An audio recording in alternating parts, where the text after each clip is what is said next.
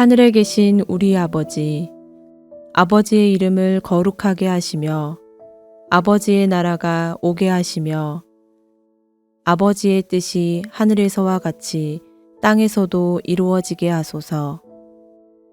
오늘 우리에게 일용할 양식을 주시고 우리가 우리에게 잘못한 사람을 용서하여 준 것 같이 우리 죄를 용서하여 주시고 우리를 시험에 빠지지 않게 하시고 악에서 구하소서. 나라와 권능과 영광이 영원히 아버지의 것입니다. 아멘.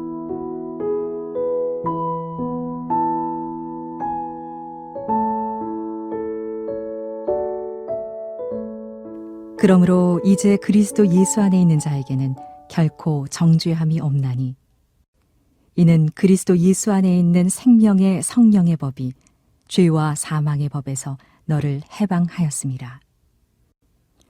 율법이 육신으로 말미암아 연약하여 할 수 없는 그것을 하나님은 하시나니 곧 죄로 말미암아 자기 아들을 죄 있는 육신의 모양으로 보내어 육신의 죄를 정하사 육신을 따르지 않고 그 영을 따라 행하는 우리에게 율법의 요구가 이루어지게 하려 하심이니라. 육신을 따르는 자는 육신의 일을, 영을 따르는 자는 영의 일을 생각하나니 육신의 생각은 사망이요 영의 생각은 생명과 평안이니라. 육신의 생각은 하나님과 원수가 되나니 이는 하나님의 법에 굴복하지 아니할 뿐 아니라 할 수도 없음이라. 육신에 있는 자들은 하나님을 기쁘시게 할 수 없느니라. 만일 너희 속에 하나님의 영이 거하시면 너희가 육신에 있지 아니하고 영에 있나니 누구든지 그리스도의 영이 없으면 그리스도의 사람이 아니라. 또 그리스도께서 너희 안에 계시면 몸은 죄로 말미암아 죽은 것이나 영은 의로 말미암아 살아있는 것이니라. 예수를 죽은 자 가운데서 살리신 이의 영이 너희 안에 거하시면 그리스도 예수를 죽은 자 가운데서 살리신 이가 너희 안에 거하시는 그의 영으로 말미암아 너희 죽을 몸도 살리시리라.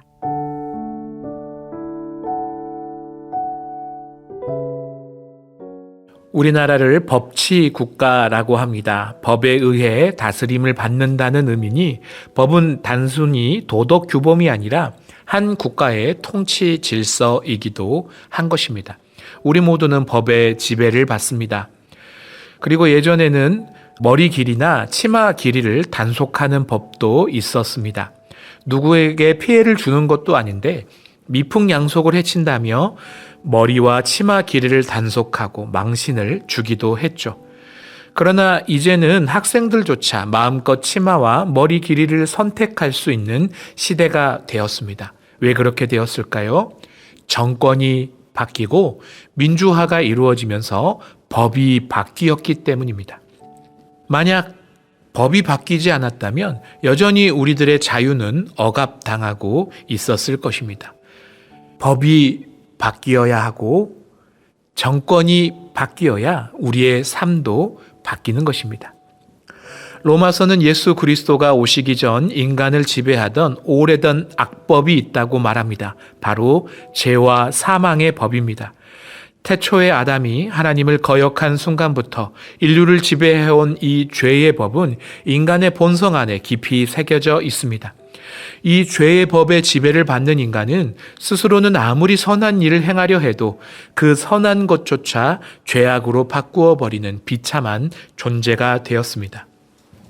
그 비참한 사례가 어제 나누었던 로마서 7장에 나온 율법과 우리의 관계인 거죠. 인간은 하나님이 주신 거룩한 율법을 정죄와 비난의 도구로 바꾸어 버립니다. 머리로는 율법을 지켜야 돼라고 생각하지만 어느 순간 우리를 사로잡은 죄의 법이 율법을 지키지 못하게 할 뿐 아니라 이 율법을 도구 삼아 나보다 못한 사람을 정죄하고 비난하게 만들어 버리는 것입니다. 이 죄의 법에 사로잡혀 있는 한 인간에게 남은 것은 영적인 절망뿐입니다. 그래서 로마서 1장부터 7장까지는 한결같은 내용입니다. 인간에게는 아무런 가망도 없다고요. 아무리 발버둥 쳐도 우리 모두는 죄와 사망의 법에 사로잡혀 죄를 행할 수밖에 없는 죄인들임을 로마서는 지속적으로 선포하고 있습니다. 이 비참한 자기 존재를 직면하는 모든 인간은 절망하며 탄식하게 되는 거죠. 오호라, 나는 곤고한 자로다. 로마서를 깊이 묵상하며 7장까지 따라왔다면 바울의 오호라 나는 곤고한 자로다라는 이 탄식이 우리의 탄식이 되어 가난하고 상한 심령으로 8장에 선포되는 복음의 기쁜 소식을 마주할 수 있게 될 것입니다. 인간을 비참하게 사로잡아 지배하는 이 죄와 사망의 법에서 벗어날 수 있는 방법은 무엇일까요? 새로운 법이 만들어지면 됩니다. 그러려면 기존의 법을 폐기하고 새로운 법을 만들 수 있는 정권이 바뀌는 혁명이 일어나야 하는 거죠. 바로 그 혁명의 순간을 오늘 본문은 이렇게 말씀합니다. 8장 1절 2절입니다. 그러므로 이제 그리스도 예수 안에 있는 자에게는 결코 정죄함이 없나니 이는 그리스도 예수 안에 있는 생명의 성령의 법이 죄와 사망의 법에서 너를 해방하였습니다. 아멘.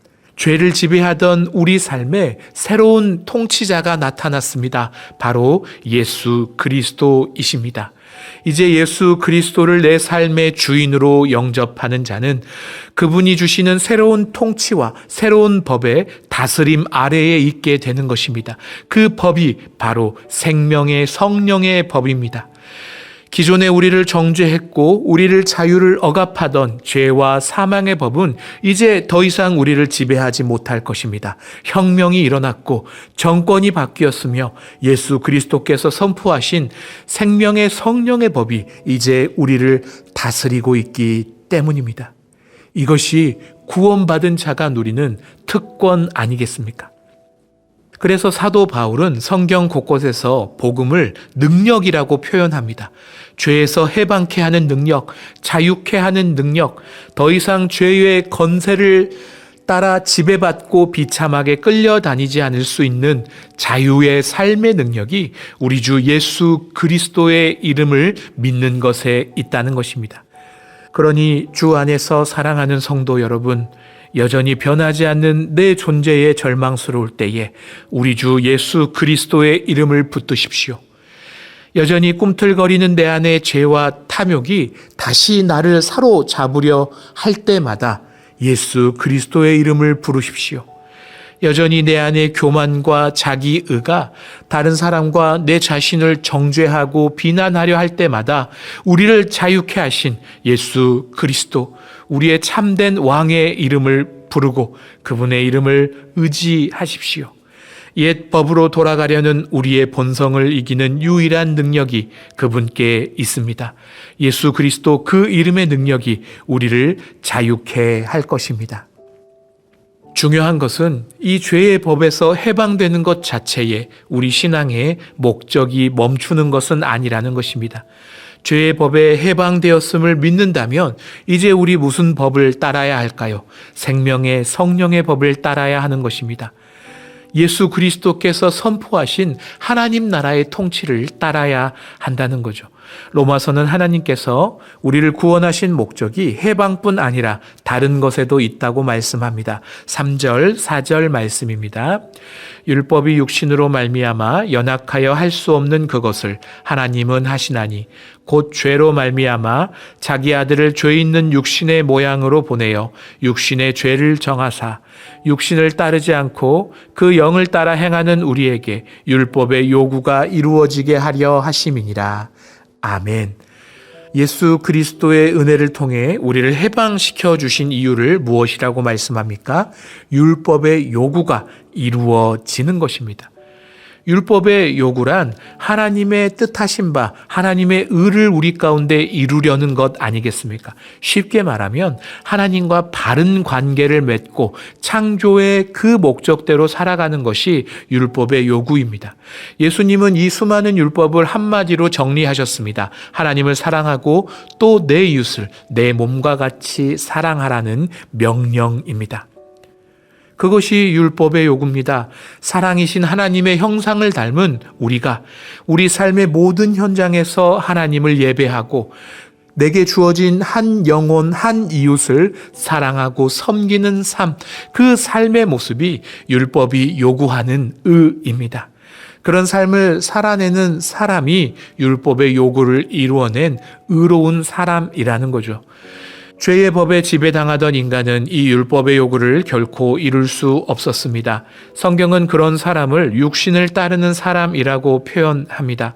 사실 오랫동안 죄와 사망의 법에 지배당해 왔기 때문에 우리 몸은 예수 그리스도를 믿지만 여전히 죄의 노예로 살던 때의 삶의 모습에 익숙해 있습니다.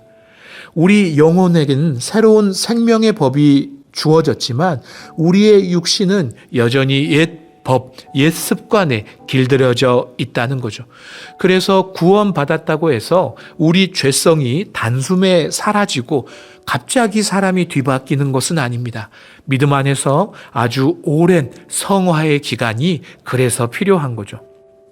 탈북자들이 한국에 왔다고 바로 한국 사람이 되는 것은 아닙니다.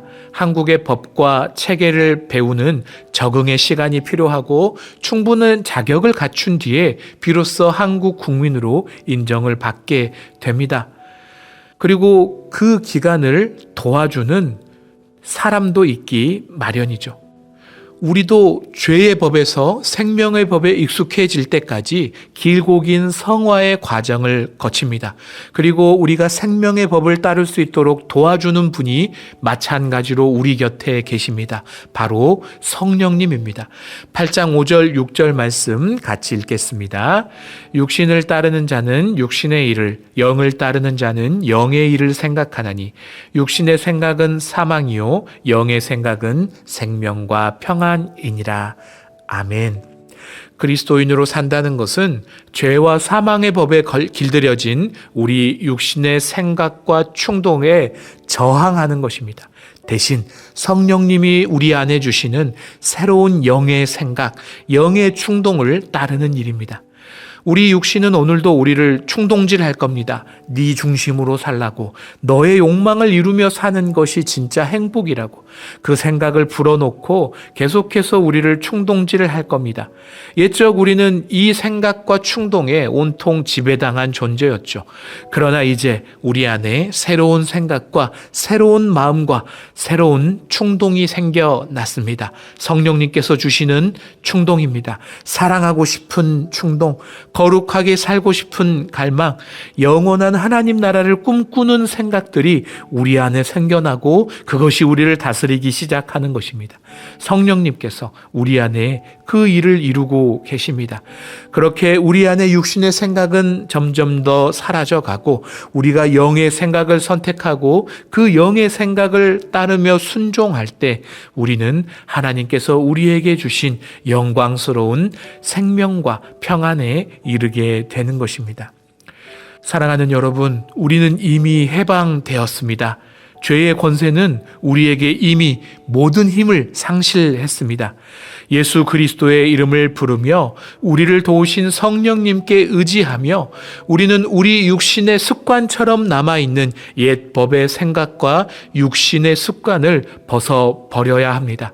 참된 생명과 성령의 법이 우리를 다스릴 수 있도록 오늘 이 새벽에도 겸손히 하나님께 나아가며 예수 그리스도의 이름을 부르며 그분의 영이신 성령님께서 우리를 다스리시도록 그분의 은혜를 구하며 오늘 하루를 시작하길 소망합니다.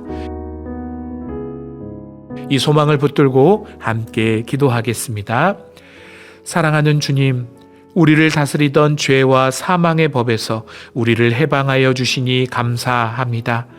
여전히 우리 몸은 옛 법에 익숙해 있어 자꾸만 옛날의 방식으로 돌아가려 할 때가 많음을 고백하오니 주님, 저희를 불쌍히 여겨 주시옵소서. 이미 우리에게 주인이 바뀌었음을, 이제 옛 법은 더 이상 우리에게 아무런 힘이 없음을, 이제는 생명의 성령님께서 우리를 다스리고 계심을 믿고 의지하게 하옵소서. 성령께서 우리를 다스리실 수 있도록 오늘도 우리의 하루를 당신께 내어드립니다.